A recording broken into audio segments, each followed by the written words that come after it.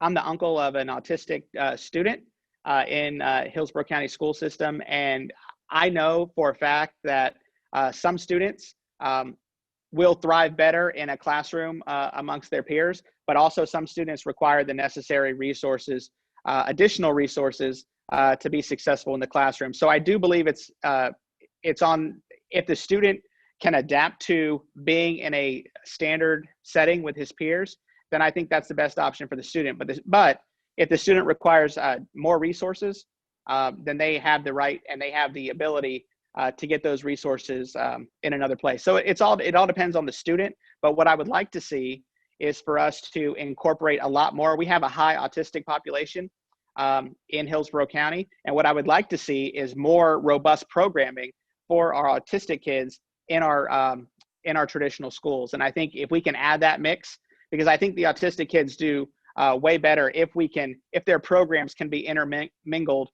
with traditional classrooms. To me, that's the Individual with Disabilities Act. So I'm very familiar with that for two reasons. As an educator, I worked with the ESE and IEP population for very often. And I also have a child who has a 504, and I've had to advocate for them throughout their time in school. So I know for parents, we want an environment where children are with their peers. And that's very, very important. Once again, like I said, who you feel you are is who you become. So we're all different. So I think every parent who has a child with a disability, they want to have them in an environment where they're going to thrive, with their peers. And I'm going to bring up my opponent again. One of the things that he continues to talk about is building, a school with kids with autism. Well, I know several parents who have children with autism. They want their children mainstreamed into the classroom. We have a Pepin Academy. We have self-contained classrooms within schools. So the idea is if your child has a disability, they would go out to those art classes or language classes. And then when they really need some one-on-one help, then they would be in those classrooms that they have extra teachers who have the ESC certification who can support them. So the idea is really to make sure that our kids are in the best environment. I have to say, I have a student who's reached out to me. I can't even say his name. He's a 9th grader. He goes to Freedom High School, and he probably communicates with me almost every day. He is, he's on the spectrum, and he is brilliant. I mean, he has interviewed every single person. He is president of his club. That's what it means. It means that no matter what disability you have, no matter what challenges you have, our public schools are here to support you and make sure that you're successful.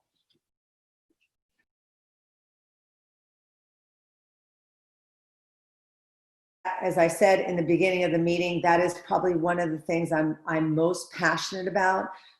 We need to have children have a love of learning. We need to stop teaching to the test. The days of walking into the classroom where a classroom is the rainforest, those days are gone. Art, music, getting kids interested. What people don't realize is that kids are on the screen all day long these days, playing video games and YouTube and Roblox. So something like a book might not be interesting. So instead of putting more computers in front of them and teaching them to a test, we need to bring that control back to the teachers. We need to create a love of learning. We need to teach phonics again. We need to teach sight-based words. We need to teach through play. We need to start very early at the VPK and really teach kids so that way it's equitable when they come in. And kindergarten needs to be about loving to learn, learning to, through hands-on play. It can't be a child sitting there on iReady all day long. I mean, that is where we're going to lose our children. And that's where I especially believe, especially for boys, I think that it's very challenging to be a boy in school all day long and sit there from reading group to reading group, from one, text online. And what we're doing now is all superficial. Kids are reading little passages and answering questions. And that really is very frustrating. We also need to reach out to our PTA and for parents to really realize the harm that all this screen time is doing for children. I think most parents don't realize the number of hours that kids are on screen time, playing video games, We need to bring out, I love some of the things that a couple of our board members are doing to push literacy. That's the type of board member that I will be. I think reading is everything and knowledge is power. And so we need to embrace that and make sure that our children are reading. I know that a lot of people did not like the AR program because it was low learning, low level reading skills, but it got kids excited about reading. We need to bring that back. We need to bring books and everything back and make it more exciting for children. Very, very important. Because if you're unable to read, then that is going to follow you your whole life. And parents don't realize by the end of 3rd grade, if your child struggle, they're going to struggle forever. And I have parents come to me all the time and they say, my child did horrible on this iReady test, and they feel bad and they're worried and they're trying to come to my center. And I'm like, no, that is just one test. That does not tell me who that child is. And you need to not focus on that. Let's focus on what they're doing and let's move them to the next level. And I think that's what teachers feel like they need to do. And I think that's what parents want to do. They want to bring that love of learning. And that is really critical in our schools, and bringing back that phonics. And I know we're talking about literacy, but I'm talking about multiplication tables. Most of the kids who come to my center who are in middle school, they don't know their tables because they're getting these complicated, difficult problems. The other day, a child came in and I had a girl who has a master's degree in math and a chemical engineering, and we were looking at this 6th grade math problem. We're like, what does that mean? So this is a huge problem. And so, and how do you think a child feels about themselves? And that's really important for me to keep going back, is who you think you are is who you become. And for me, I had some teachers who believed in me. And I think that's why I've been able to have so many opportunities.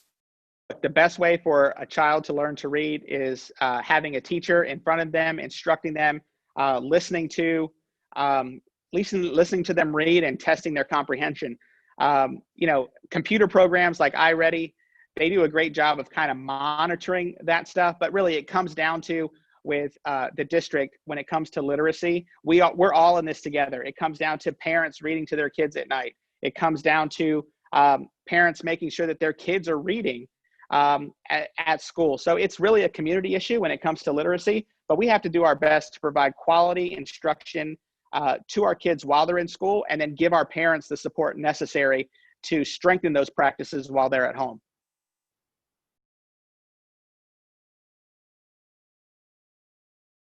Things I will tell you that in District 1, the area I represent, we have some outstanding PTAs. I've sat in on many PTA meetings, and I think PTA is more important than ever, especially during the time of a pandemic where we can't communicate as we once did. I've seen some very creative ways that PTAs are getting involved, virtual town halls like this, but I've seen lots of interesting things. PTAs are using social media to really get a hold and communicate what's going on in their schools with their parents. It's vital now. So it just can't be the school district itself. We need the parents and the teachers together communicating the same message out there. And I think PTAs now are more important than ever. My district, Lowry Park, Lowry Elementary, they do an amazing job with their PTA. And I think we need to share what PTAs are doing that are effective and ineffective. I know that it seems to me like the PTAs that are more active, you have more community involvement, which to me, the ones who are not active, we need more community there. So I think we need to share what's working in PTAs and share them, county-wide. I think that's very, very important. Now with COVID, I think we need to do Zoom. We need to do outreach. There are in maybe parks and areas that are outside. We need to start thinking outside the box, reaching out through FaceTime and things of that nature. But I think we need to see what's working effectively in PTAs and model that and share that amongst other schools. Because what bothers me often is the schools that need the most help have the lowest PTA membership. So I know that when I worked at Franklin Middle School, we'd have buses going out to get families. We would have pizza. We would use community and business involvement. And that's where I think that I have such a great I just have a lot to offer, because not only am I really strong with understanding curriculum and instruction, but I've also built 2 businesses from the ground up, both of them educational businesses. So I can understand, and I understand how to bring communities and businesses into schools and working together. And as I said, I have no motive to run for the school board except for making a difference. I had somebody from the newspaper the other day. They said, "Don't you want to run away now that you see what's happening?" I said, actually, it's the opposite. It makes me feel like more now than ever, I need to be there and I need to advocate. So for me, it's the opposite. I have never, and I've done many things in my life, but I have never felt so passionate or so needed, because I feel like we need a voice that is going to question and make sure that Addison Davis is doing the best job possible for our schools. I'm going to be looking for transparency. I'm there to work with him. We are there as a board to work with him, but I am there to make sure that the decisions that are being made are going to help our children, and that's our future for Hillsborough County. So I'm going to make sure that I ask the hard questions, and I make sure that we have the best programs in our public schools.